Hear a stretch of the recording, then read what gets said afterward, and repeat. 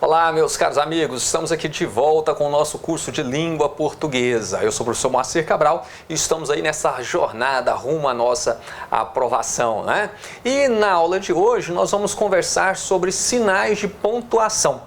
A primeira observação que eu quero trazer aqui para vocês é no sentido de que não pensem em estudar o correto emprego dos sinais de pontuação como uma matéria ali meramente decoreba. Eu vou decorar aqui algumas regras e pronto, está resolvido o problema. Não, nós vamos ver isso sempre aplicado, né, a contextos, a orações, a relação que estabelece, né, entre orações também. Então nunca analisaremos isso de forma estanque ali, tá? É sempre pensada essa relação com a produção literária, tudo bem? Então vem comigo, o material de apoio está aí para você, para que você possa acompanhar da melhor forma possível esta aula, tá? Então, não perca mais nenhum tempo, né? E vamos ao que interessa, o correto emprego dos sinais de pontuação. E quando nós falamos dos sinais de pontuação, o que acontece? Esses sinais de pontuação, eles são empregados na escrita com o objetivo de tentar reproduzir aquilo que nós temos lá na fala enquanto a entonação, enquanto a pausas que nós temos na nossa língua oral, tá? Então, é este o propósito dos sinais de pontuação. Eles buscam reproduzir essas pausas, a entonação que está presente lá na nossa fala. Claro que não conferem a mesma riqueza que a oralidade nos permite, mas são sinais capazes, então, de traduzir para o leitor a dúvida, a surpresa, o espanto, a expectativa acerca de algum assunto, de algum tema, de alguma questão, beleza? Então essa tentativa de trazer para a linguagem escrita as entonações, as pausas que nós fazemos na linguagem oral. E quando nós falamos então desses sinais de pontuação, eu gosto de deixar claro, estabelecer com vocês aí, então, dois grupos desses sinais de pontuação, tá? Primeiro, né, que é justamente aqui, ó, o ponto, a vírgula e o ponto e vírgula.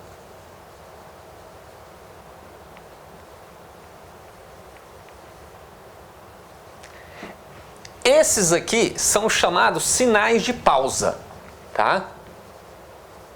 Então são os sinais de pausa. E nós temos os dois pontos,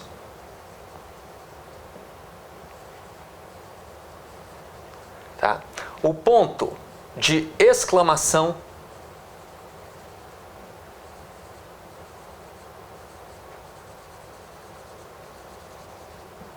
o ponto de interrogação,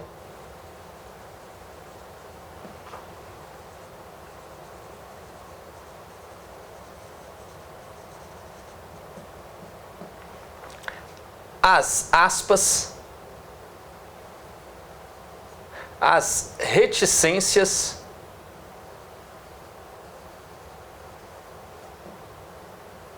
os parênteses,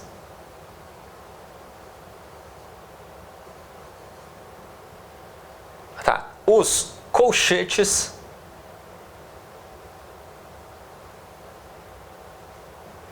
e o travessão. Opa!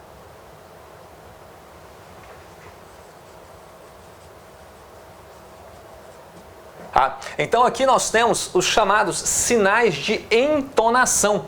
Viu, meus queridos? Aqui, ó, sinais de entonação.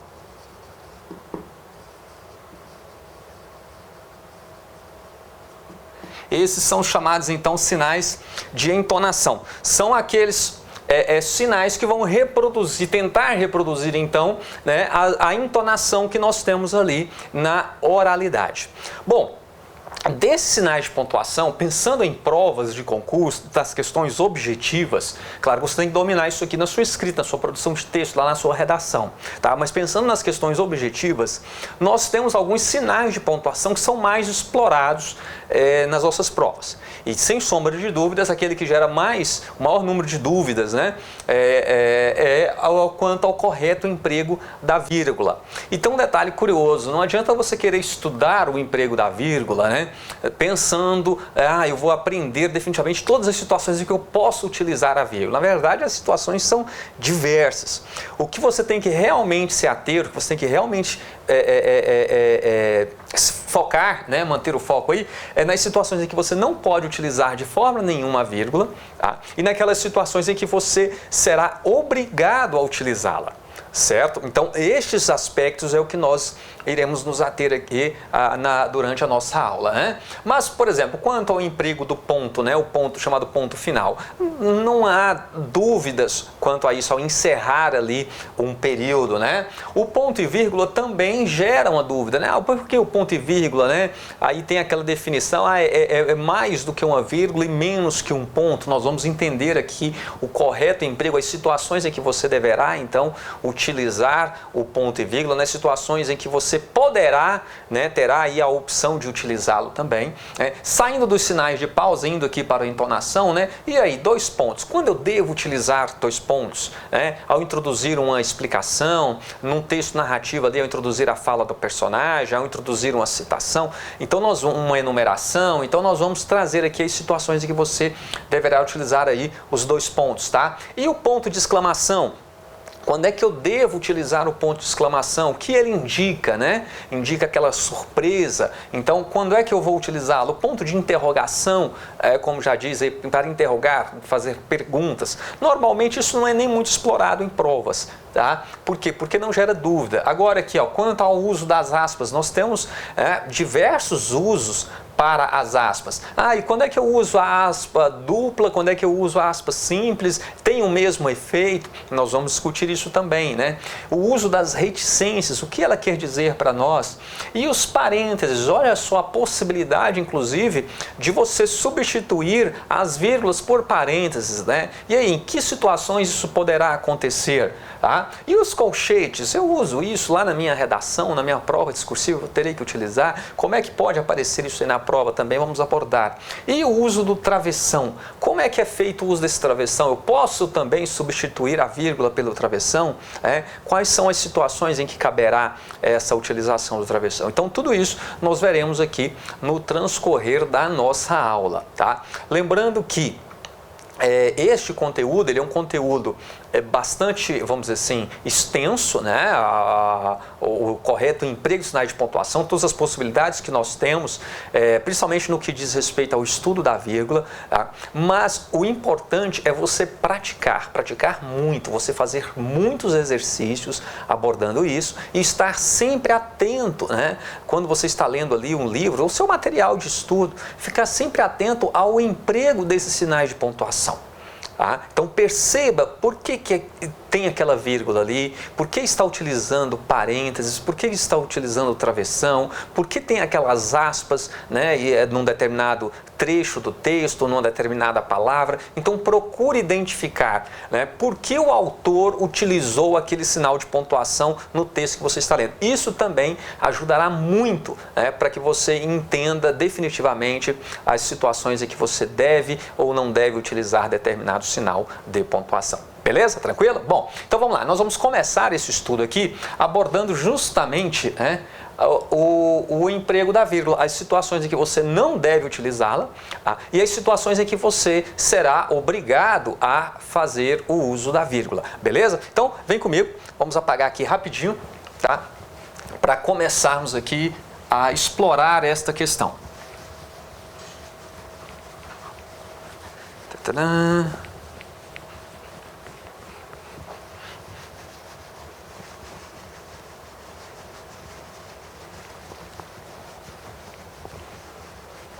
Pessoal, lembrando que o material de apoio está aí para que você possa, então, tá? Para que você possa seguir aí essa aula, essa exposição aí e assim ter o maior proveito quanto ao conteúdo, tá? Bom, então primeiro ponto, né? Vamos destacar aqui como número 1 o estudo da vírgula, tá? E para começar o estudo da vírgula, vou fazer aqui uma separação com vocês. Esse primeiro bloco da nossa aula, nós analisaremos o emprego da vírgula entre os elementos da oração. Tá? E no segundo momento, nós analisaremos, né, daremos sequência aí, analisando a utilização da vírgula entre orações. Então veja só, é importante termos clareza quanto a isso. Primeira parte, nós vamos estudar o emprego da vírgula entre os termos da oração. E no segundo momento, nós analisaremos, né, o uso da vírgula entre orações. E o primeiro item que eu quero chamar a atenção de vocês aqui, tá, é em relação à situação em que você não poderá, em hipótese nenhuma, fazer o uso da vírgula, que é justamente na situação em que você tem o quê? A oração na chamada ordem direta, sujeito, verbo e complemento. Este é o primeiro aspecto que você tem que guardar, porque é muito cobrado, é muito explorado aí também nas nossas provas. Então, vamos chamar isso aqui de 1.1, tá? Ó. Proibição do uso da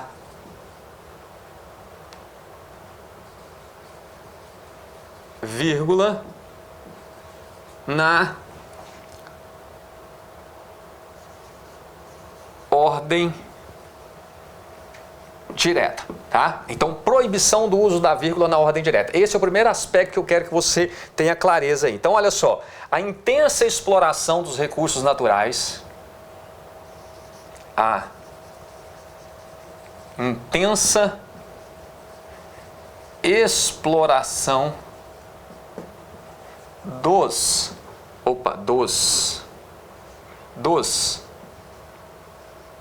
recursos naturais constitui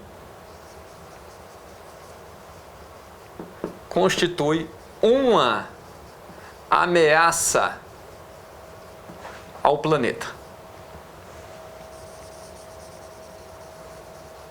Beleza? Olha, vamos lá. Prestem bastante atenção aqui, por favor, tá? Prestem bastante atenção neste primeiro item muito explorado. Então, proibição do uso da vírgula na ordem direta, ou seja, quando a oração está na ordem direta. E o que é a oração está na ordem direta? É quando você tem sujeito, verbo e complemento. É o chamado sistema SVC. Tá? Então, preste atenção aqui. Cadê o planeta? O planeta, o verbo, constitui. O que constitui uma ameaça ao planeta? A intensa exploração dos recursos naturais, correto? Então, isso aqui tudo é o nosso sujeito, certo? Aqui está o sujeito da nossa oração. Aqui está o verbo, tá? Aqui está o verbo. E aqui está o complemento, se constitui algo, uma ameaça ao planeta. Então, uma ameaça ao planeta aqui é o nosso complemento. Então, nós temos o sistema SVC aqui posto. Então, na ordem direta, em hipótese nenhuma, você vai colocar aqui, tá? Entre o sujeito e o verbo, uma vírgula, não pode. Ou entre o verbo e o seu complemento, também não pode. Então, lembre-se disso. Quando a oração estiver na ordem direta, sujeito, verbo e complemento, e ali acompanhada de algum adjunto adverbial, não se utiliza a vírgula em hipótese nenhuma, tá? E essa é uma das questões muito exploradas nas nossas provas, tá? Então, não perca isso de vista, não se separa o sujeito do verbo e o verbo do complemento, beleza? Dito isso, nós vamos analisar agora as situações em que você deverá fazer o uso da vírgula, tá? Vou chamar agora de situação 1.2 aqui.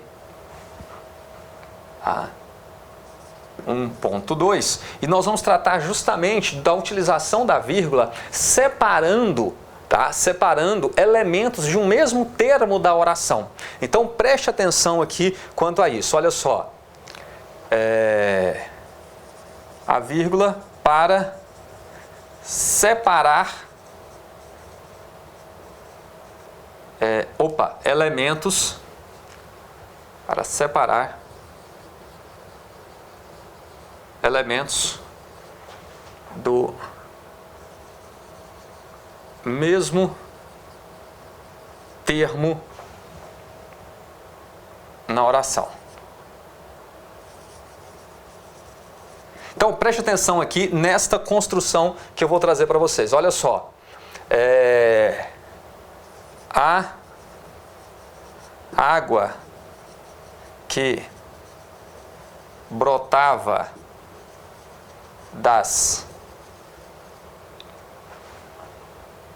pedras era límpida, pura, refrescante,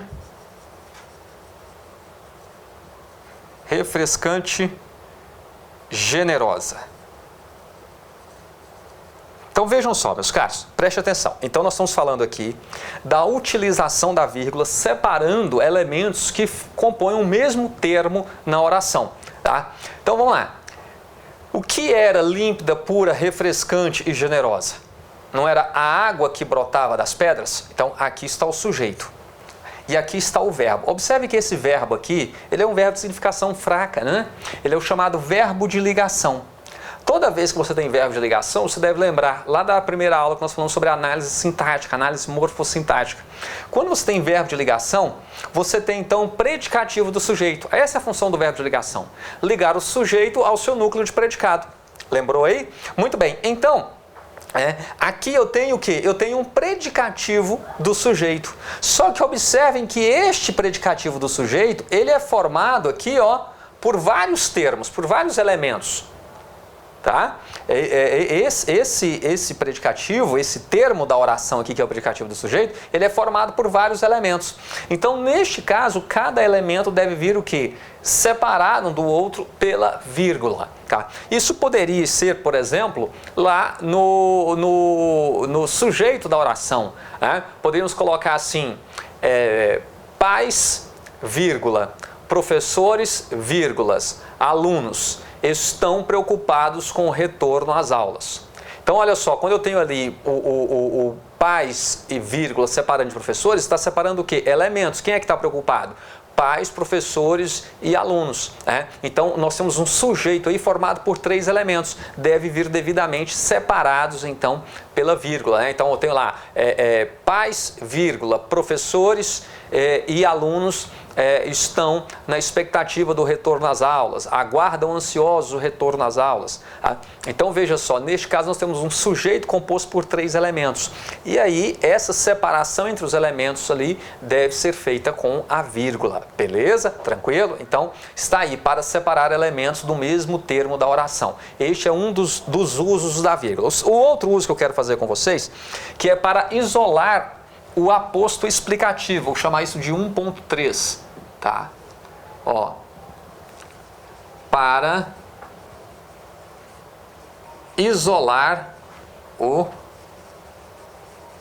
aposto explicativo. Bom, vamos lá. O que é o aposto? O aposto é um termo que esclarece um termo anterior da oração. Veja o exemplo aqui que nós temos para vocês. Olha só. Rochedo, a pequena